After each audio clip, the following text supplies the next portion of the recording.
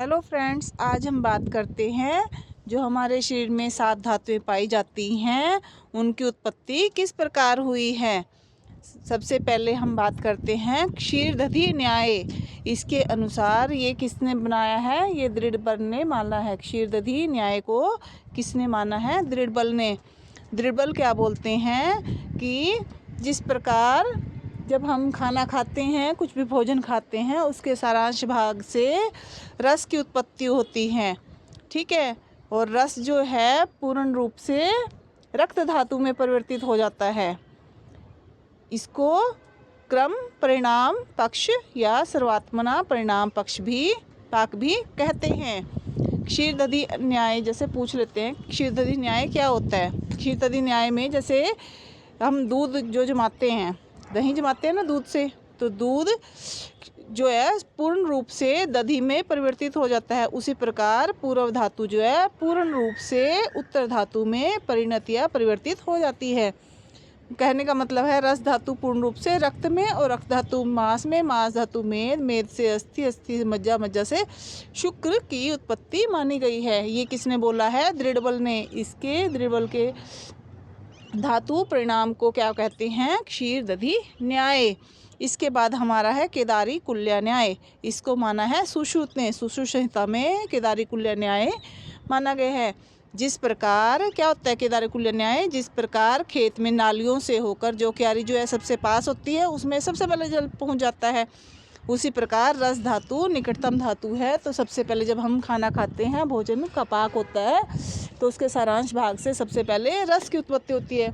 उसके बाद कहते हैं कि रक्त धातु जो है वो थोड़ी दूरी पे है। उसके बाद रक्त धातु की उत्पत्ति होगी, फिर मांस धातु की, फिर मेद धातु की, फिर अस्थि, फिर मज्जा, फिर शुक्र की। मतलब इनकी अलग अलग उत्पत्ति होगी। ये नहीं कि रस से रक्त की।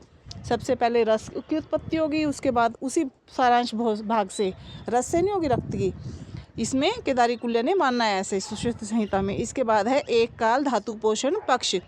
ये माना है आचार्य अरुणदत्त ने। इसने क्या बोला है? एक ही समय में सभी धातुओं की उत्पत्ति होती है। मतलब रस की अलग होगी, खाना खाते हैं हम जो भोजन के सारांश भाग से, रक्त की अलग होगी, मांस की अलग, मेद की अलग। मतलब वो एक चीज़ से सारी अलग अलग उत्पत्तियाँ होंगी। ये नहीं कि एक से अलग, दूसरी की, दूसरी से तीसरी की।